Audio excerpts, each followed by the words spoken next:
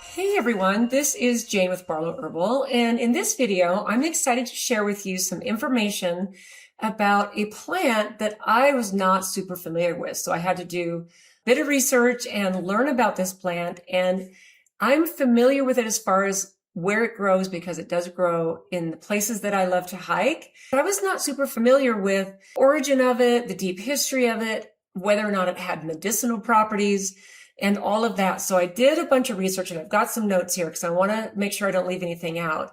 But this is one of those plants that has been around and used for 2,000 plus years.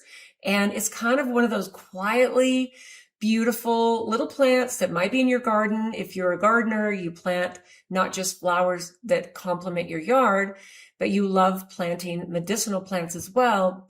This is something that you might be familiar with. Now, this plant is called wood betony, Betony. This plant has an incredible beauty that would add to your yard, but it also has some really lovely, amazing medicinal properties too. Wood betony basically is native to Europe, and in particular, the UK and the Mediterranean regions and Central Europe. It's also been found in parts of Western Asia and has now been naturalized in North America. So of course, it grows all over where I live. It's apparently very easy to grow in the region I live too. And I'm going to share with you some tips on growing wood betony in your yard if that's something that sparks an interest in you. So what it prefers to grow is in meadows, grasslands, and along woodland edges. So that's actually one of the places where, one of the things I researched, I found that that's how it got its name, partly from wood, where it likes to grow on the edges of woods. So it's really cool.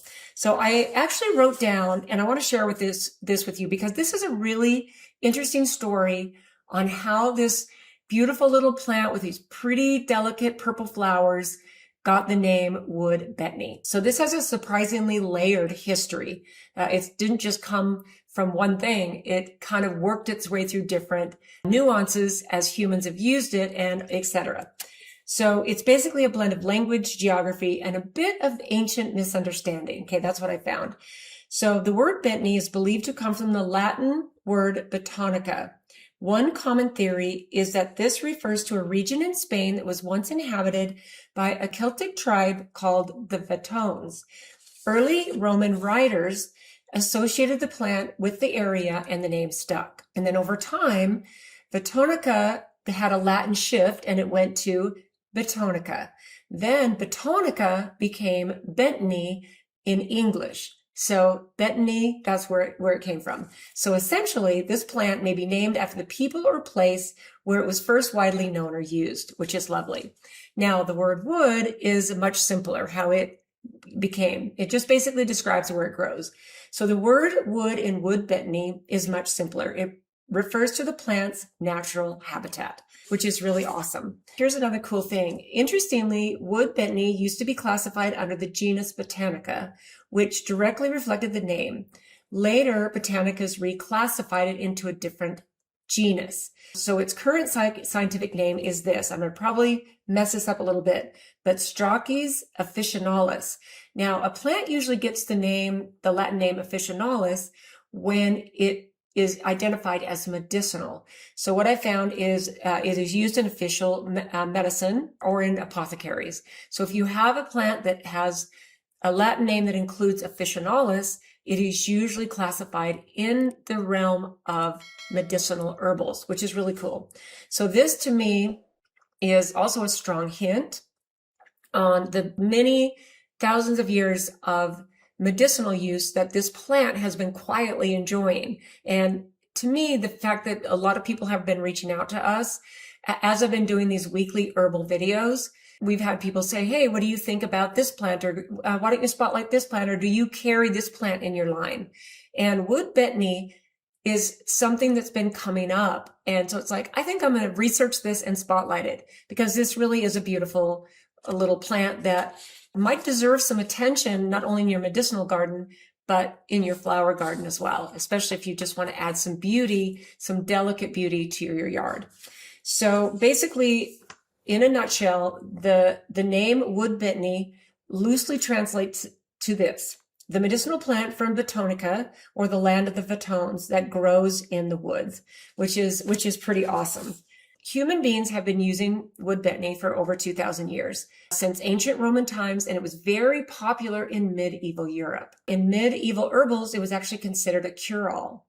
Which a lot of these herbs do, because they do a plethora of different things that if you think about, if you were in medieval times and you started using a plant for a fever or for inflammation or for nausea or for whatever it was that might be ailing you, and the certain plant that works for this as well, I think that it gets this name and this reputation of being a cure-all. So here's some cool, quirky facts I found out about wood betony. There's a medieval proverb suggesting it was incredibly valuable medicinally, and it's called "Sell your coat and buy betony," which is cool. It was believed to protect against evil spirits and nightmares. And partly, I believe that's because it's a nervine, can help calm your nerves. So it's believed to prevent nightmares and to calm your nerves, which is great. People wore it as an amulet or planted it near their homes. And it was also used by the Anglo-Saxons in sacred herbal rituals.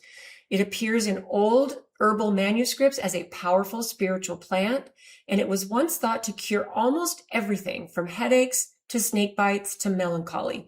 Now, here's another cool thing. It was sometimes called bishopwort, W-O-R-T, because clergy were said to rely on it for their health.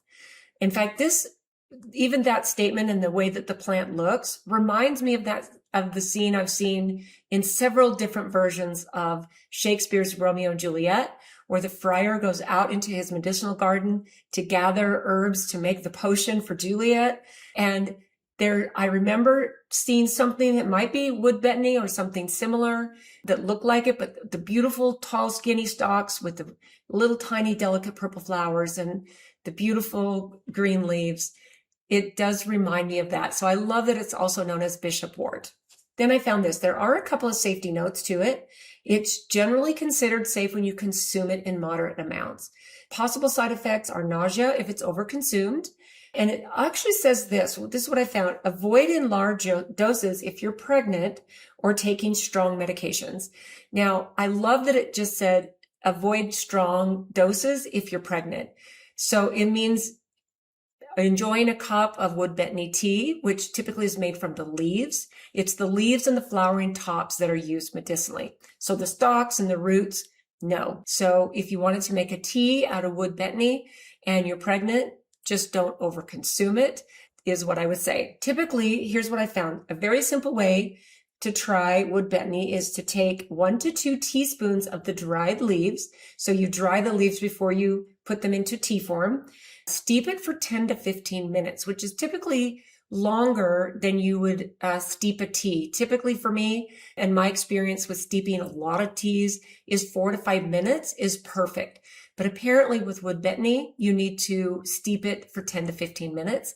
I think because the properties are not really overpowering. This is one of those gentle herbs. And one of the properties is that it is a nervine. It helps with calming your nervous system and melancholy. In fact, I'm going to go over a list of the health benefits that I found for this amazing herb. The cool thing is this is a plant that has a slightly bitter, very mild, earthy taste. So I think it would be something that would be really, really pleasant. And if you're a person who really likes teas just the way they are, which is I'm one of those people, this might be something really fun to try. And maybe grow it and experiment. And if you like to add a little tiny bit of stevia or a little bit of honey, if that's what you like to do with your tea, I think this would be a perfect tea since it is slightly bitter. Here is a list of some of the health benefits that I found that really stand out, not just in traditional herbal medicine, but in modern medicine as well. This herb has a long history in European herbal medicine. Most modern clinical research is limited, and this is really true for a lot of these lesser known herbal medicine plants that kind of sit on the outside of what is traditionally known. Like echinacea is very, very well studied and well known and very common and easy to get. And things like wood betony just doesn't have the spotlight like some of these others do. So there's not a lot of modern clinical research on this plant. So while modern clinical research is limited, traditional uses are very well documented. So here's what I found.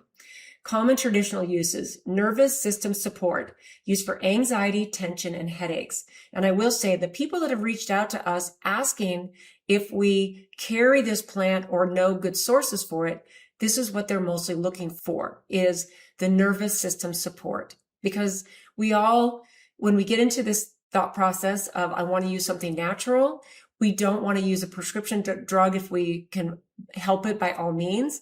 Then you start to do a deep dive into some different research and you find a plant like this and you're like, wonder where I can get it. So the people that have reached out to us over the years about this plant and if we carry it or where to source it have been for this specific reason. Also good for headaches and migraines, especially for those linked to stress, which is really important. And if you think about stress, how stress messes up so many systems in our bodies, if we can get a grip on stress, then a lot of these other issues will simply clear up, right? And this is something we know. It's also known as a good digestive aid, mild support for indigestion and bloating. So this would make a very nice reason to drink it as a tea. You can also make this plant, you can powder it, dry it, powder it, put it into capsule form, or you can even dry the leaves and put it into tincture form. But the tea is the most common when you're using this plant. It also is really well known in traditional herbal medicine for respiratory support. It's sometimes used for congestion and sinus issues. It's got anti-inflammatory and mild pain relief. And this is also something we've been asked about for people who are looking for, inflammation, anti-inflammatory properties, and pain relief. This comes on the radar. It also is well known for its circulation support. So historically used for weakness or fatigue. So the thing is, it's got a lot of tannins, flavonoids, alkaloids, which may contribute to its mild anti-inflammatory and calming effect. The bottom line is this: it is considered a gentle nervine and a tonic herb, and it's not considered a powerful pharmaceutical, which this is honestly what I love about plants like this. And I think most people who are into plants, plant medicine, using herbs and having them available, we're not after the hardcore pharmaceuticals that go in and just kind of blow everything up. I think we're after the gentle support. We're after getting our lifestyle in check, but using these herbs while we're doing that. Because I believe that with nutrition, with lifestyle, with good sleep, with stress control, with putting all these other lifestyle factors into place, and then adding these herbs when, to help us support us along the journey, and then using them as prevention. To me, this is something that if you're having a super stressful, something happen at your job, or maybe you have a stressful job, this might be something to add into your routine as a tea, just because of what it does for stress and calming the nervous system. This is what herbs like this, to me, are why they're so powerful. So the parts of the plant that are used are primarily the leaves and also the flowering tops. It's not a major plant food. Okay, I did find this though. The leaves are occasionally used as a bitter green and sometimes in small amounts as flavor.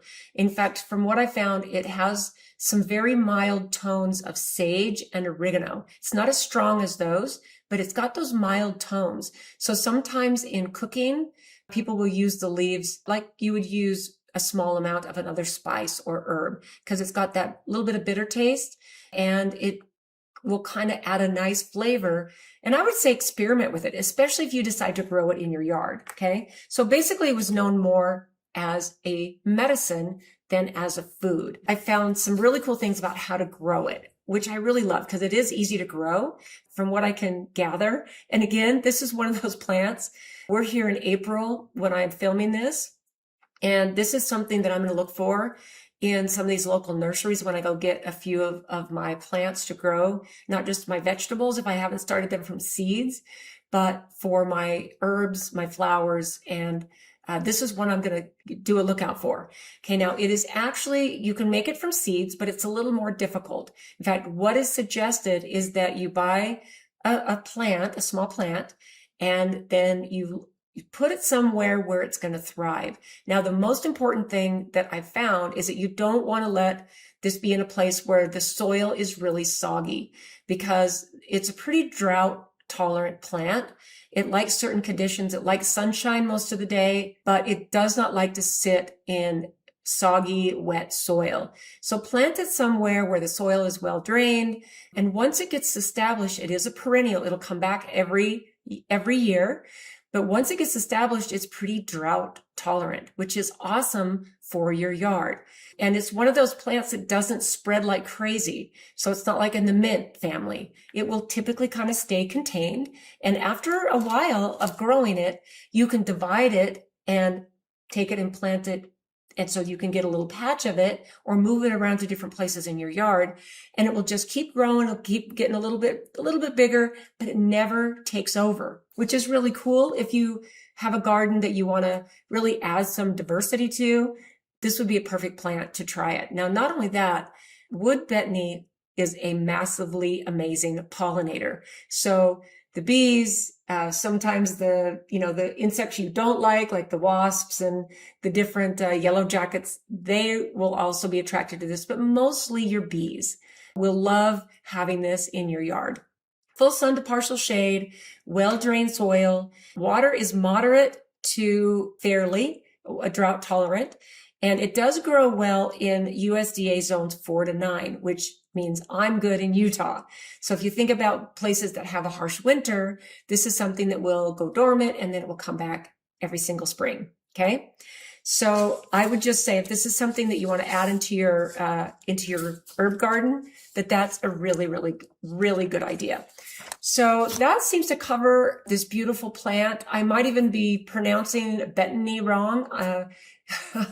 But this is something I just, as I went through the research, I do believe that's the way you pronounce it. But this is a super fun, beautiful plant that's got some understated but powerful medicinal properties and can grow pretty much anywhere, enhance your garden, enhance your yard for pollinators, and also add some beauty and a little touch of medicinal power if you decide to use it that way. So I'd love to know what you think about this. Are you an expert in this plant? I would love to know. But thanks so much for tuning in today, guys, and we will see you in the next one.